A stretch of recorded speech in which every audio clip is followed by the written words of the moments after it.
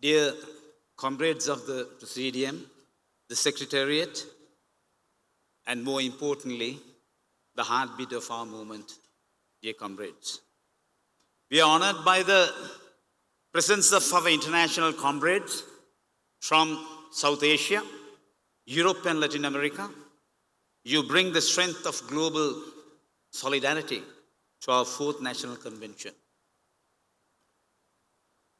The Cuban ambassador, Sri Lanka, dear comrade Patricia Guerra, the representatives, comrades from Socialist People's Forum, Lanka, and also the representatives from New Democratic Marxist-Leninist Party, Lanka.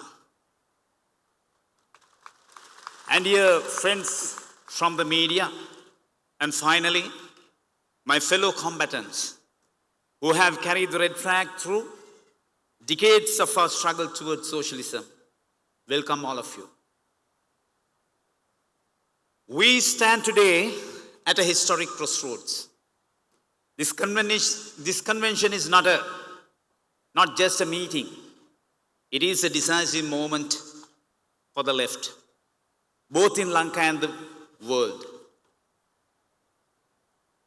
Everybody knows that the present situation in the globe, the global crisis, we are at a world war.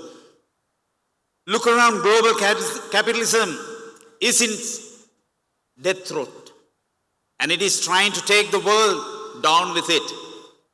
US imperialism, desperate to maintain its crumbling hegemony, pushing us toward a 3rd World War. That is the reality we are facing. Since yesterday, we have been hearing the bombings in Middle East and all over the world.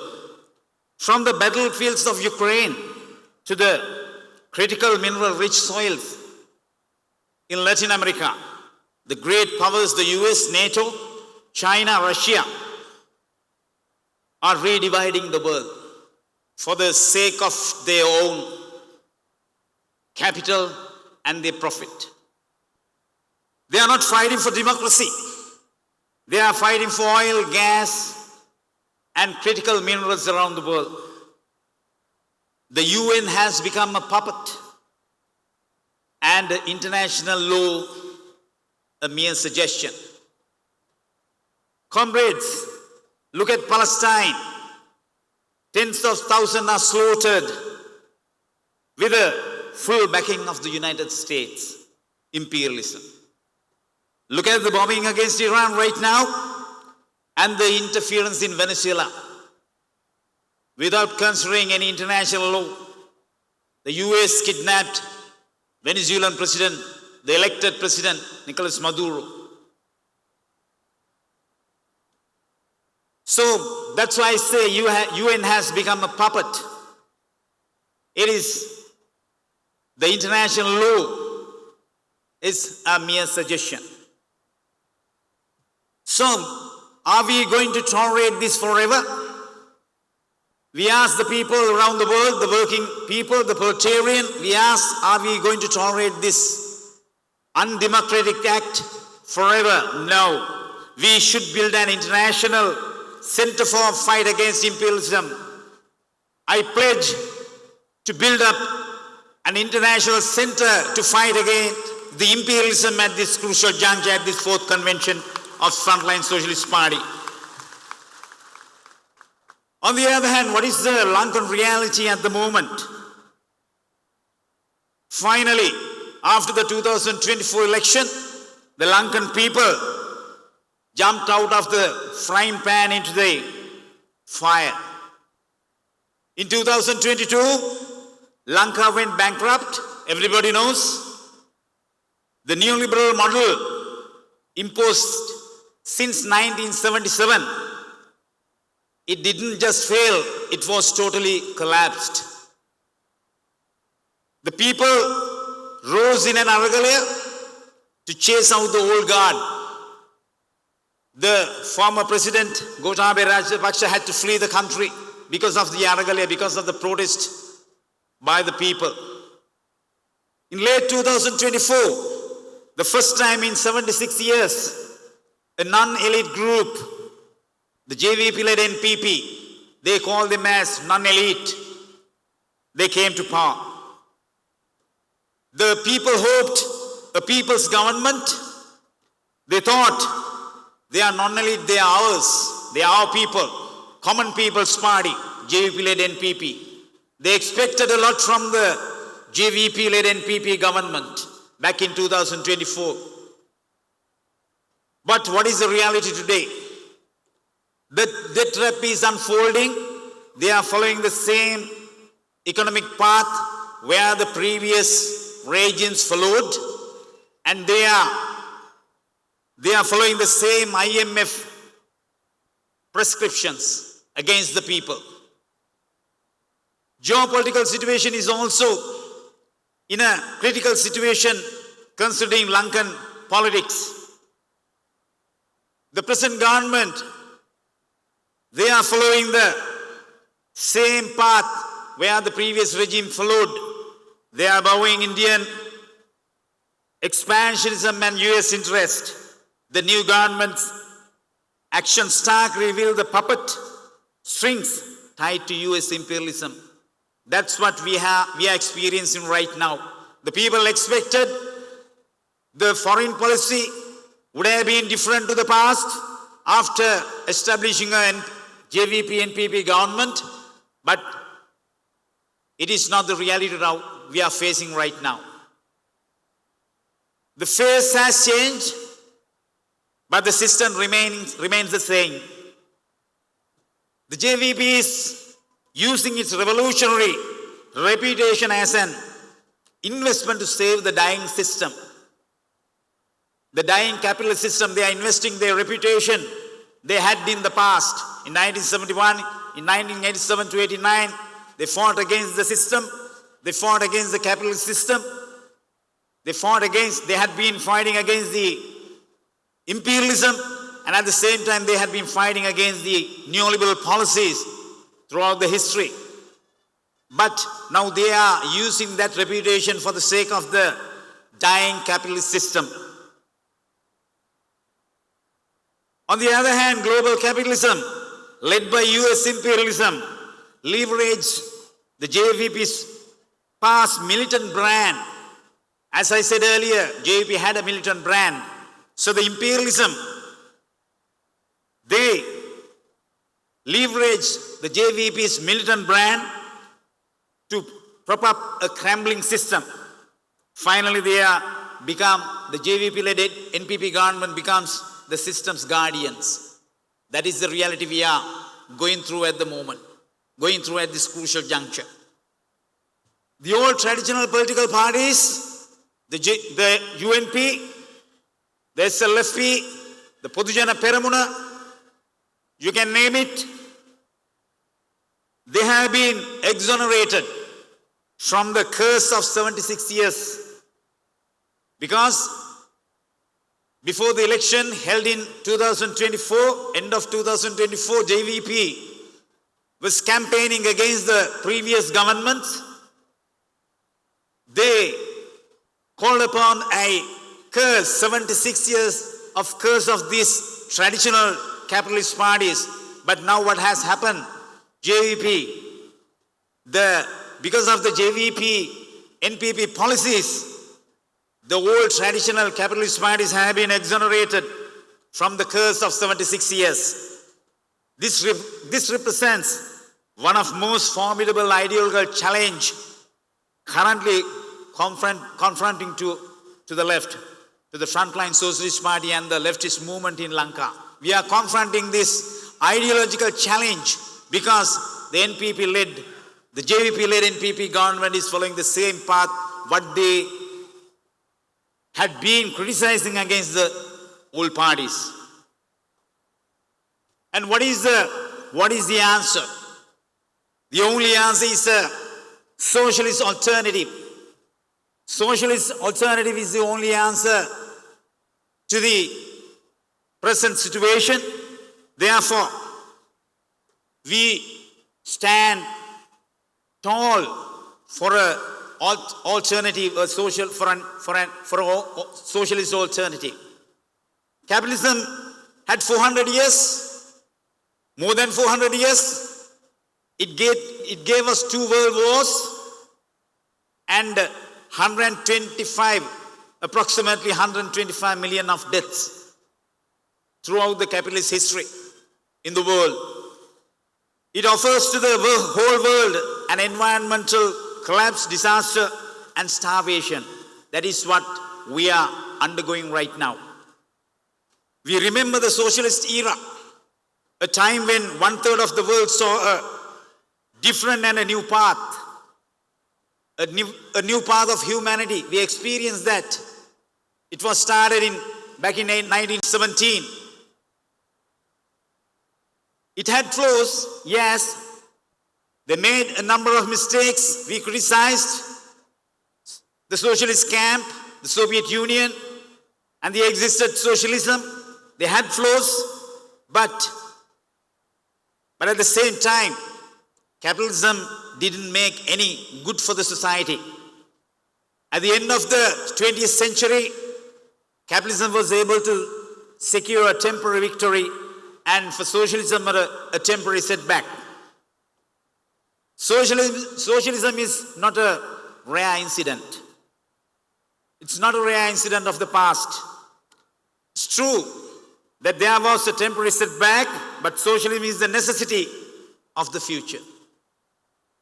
But it must be a modern leftism, a modern socialism, a scientific, democratic, and revolutionary socialism that learns from the past. We should learn from the past to build a future free of exploitation. Look at Cuba. We all love Cuba. Cuba faces unprecedented challenges as imperialism tightens its grip. Yet right-wing ideologists still nitpick its economic stats. They are talking about Cuba's economic stats. They are calling Cuba is vulnerable. They are talking about Cuban revolution. They are talking about Cuban socialism. It is vulnerable, but the exact reason was the 60 years blockade. That was the exact reason for that. So, we remember Comrade Castro and the Cuban people's resilience against the imperialist attack. Therefore, we believe that even though Cuba is going through a hard situation right now, the Cuban example is going to be in the future.